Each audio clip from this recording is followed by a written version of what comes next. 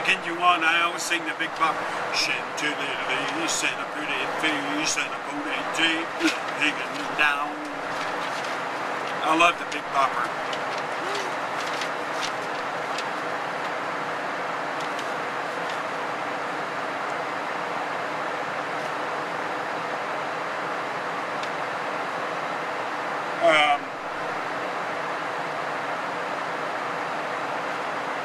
What is your favorite alcohol drink?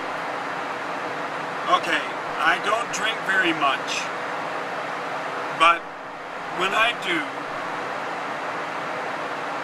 it's only ever tequila,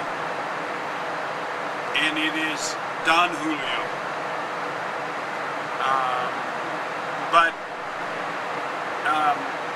this reminds me,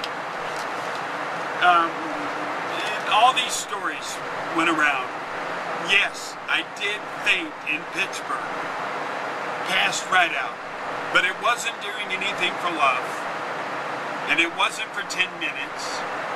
It was about 2 minutes, and I was having terrible, terrible asthma.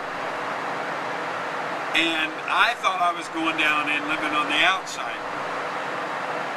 And I went back to John Michelli before we started Los Angeloser, and John said, my face was so white. And I said to him, I think I'm going to pass out. So we got to Los Angeloser, and I said, okay, I can pull back a little bit, and I'll wait for Patty to come up, and I'll kind of let Patty take it. And I'm looking at Patty, the next thing you know, I'm gone. And I guess I'm out for like 2 minutes. And I wake up, and I go, where are we? And somebody goes, you're in Pittsburgh. I said, I know that. Where were we in the show? And they said, you're getting ready to start, took the words. I said, and they're going, oh, we can't finish. I said, and the paramedics are going, you got to come off. I'm going, are you out of your mind? We got a show. I turned to Justin, the piano player. I go, start, took the words. I went, nah, ain't coming off. Baby, the only time I came off stage twice. Once when I had the cyst on my vocal cords in, it starts with an N, Newcastle. And I had no idea what was wrong.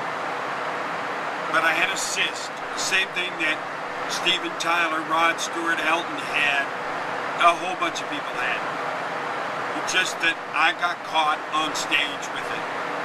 And the other time is when I had Wolff-Parkinson-White syndrome, and which is not really a heart condition. I found out that it's a thing that marathon runners and decathlon athletes get. And my heart rate was up to 273 beats a minute. And just to let you know, at 300 beats a minute, your heart will explode. So I wanted to go back on, and they said, you out of your mind. And they wouldn't let me back on. We were at Wembley. So they rushed me to the hospital, and they put me in a cardiac care unit. The cardiac care unit almost killed me. I was going, get me out of here. There was people undoing their monitors, and these loud sirens were going on. I couldn't get any sleep. I said, get me out of here. So they put me on a monitor, sent me back to the hotel where I could go to sleep. We did the surgery over in St. John's Woods Hospital. I don't remember the name of it. And I've been fine. Yes, I have asthma, but since 1977, I've had oxygen, and it's no big deal. Some nights I need it. I would say 80% of the nights, I don't need it at all. 20% of the nights, I need it. There you go. All right, next question.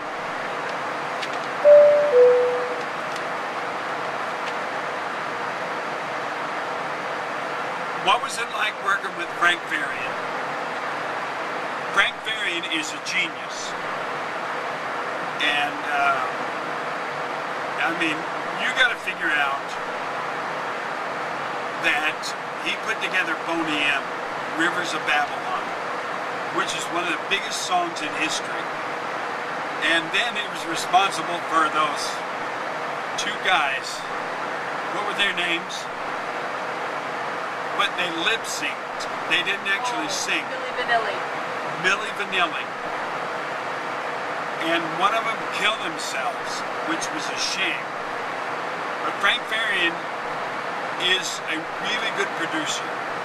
And he is really, really, really good. The problem I had with Frank is we made one album. I left. He remixed it. That was my problem with Frank. But if you ask me, do I love Frank Farian? Yes. Do I love his wife? Yes. Do I think he's a great producer? Absolutely. Would I work with Frank again? Yes, I would. But I would take the album with me when I left.